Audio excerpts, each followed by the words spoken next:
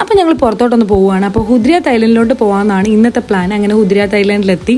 കഴിഞ്ഞ വട്ടം ഞാൻ വന്നപ്പോൾ ഭയങ്കര ക്രൗഡായിരുന്നു കേട്ടോ ബീച്ച് സൈഡിലൊക്കെ. അപ്പോൾ ഞാൻ വിചാരിച്ചു ഈ വട്ടവും ഭയങ്കര ക്രൗഡായിരിക്കുമെന്ന്. പക്ഷേ അല്ലായിരുന്നു കേട്ടോ, ഭയങ്കര പീസായിരുന്നു, അത്ര ക്രൗഡൊന്നും ഇല്ലായിരുന്നു. അപ്പോൾ ഞാൻ ആദ്യം നടന്ന് ഞങ്ങൾ ബീച്ചിൻ്റെ സൈഡിൽ പോയി കുറേ നേരം അവിടെ ഇരുന്നു. നല്ല രസമാണ് കേട്ടോ. ഇവിടെ കുറേ ഫുഡ് ട്രക്സും ഐസ്ക്രീം ട്രക്സും അങ്ങനെ കുറേ ഉണ്ട്, മൊബൈൽ ഫുഡ് ട്രക്സൊക്കെ പോലെ. പിന്നെ ബീച്ച് സൈഡ് കുറേ നേരം ഇരുന്ന് കഴിഞ്ഞിട്ട് നമ്മൾ അവിടെയൊക്കെ നടന്നു. അത് കഴിഞ്ഞ് ഞങ്ങളിങ്ങോട്ട് നടന്നു വന്നപ്പോഴാണ് ഇത് കണ്ടത്. ഇത് ഹെറിറ്റേജ് ട്രെയിൽ എന്നാണ് പറയുന്നത്.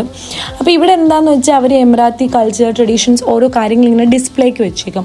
അതിനെ എമിറാത്തി കൾച്ചറിനും ട്രഡീഷനെയൊക്കെ ഡിനോട്ട് ചെയ്തതാണെന്നാണ് അവിടെ എഴുതി വെച്ചേക്കുന്നത്. പക്ഷേ കാണാൻ നല്ല ഭംഗിയാണ്. നമ്മൾ നടന്ന് പീസ്ഫുള്ളായിട്ട് നമുക്കെല്ലാം കാണാം. കുറേ ഐറ്റംസ് ഉണ്ട്.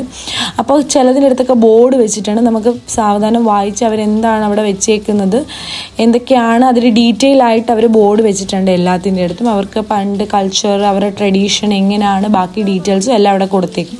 അങ്ങനെ ഞങ്ങൾ അവിടെ എല്ലാം കണ്ടു. അവിടെ എല്ലാം കുറേ നേരം നടന്നിട്ട് നമ്മൾ ചുറ്റിക്കറങ്ങി നമുക്ക് തിരിച്ച് ആ സെയിം ലൊക്കേഷനിൽ തന്നെ വരാം. അങ്ങനെ ഞങ്ങൾ അവിടെ എത്തി. അത് കഴിഞ്ഞ് നമ്മൾ കുറേ നേരം അവിടെ എല്ലാം നടന്നു. പിന്നെയും കുറച്ച് നേരം ബീച്ച് സൈഡിലൊക്കെ പോയി ഇരുന്നിട്ട് തിരിച്ച് പോവാണ്. അപ്പോൾ ഇങ്ങോട്ട് വന്നപ്പോൾ അത്രയും ക്രൗഡൊന്നും ഇല്ലായിരുന്നു കേട്ടോ. പക്ഷേ തിരിച്ച് പോകാൻ നേരത്ത് നല്ല ക്രൗഡ് ഉണ്ടായിരുന്നു, നമുക്കിവിടെ കാണാം. അപ്പോൾ നിങ്ങൾക്ക് വരണമെങ്കിൽ നല്ല എക്സ്പ്ലോർ ചെയ്യാൻ പറ്റിയൊരു സ്ഥലമാണ് കേട്ടോ ഇത്.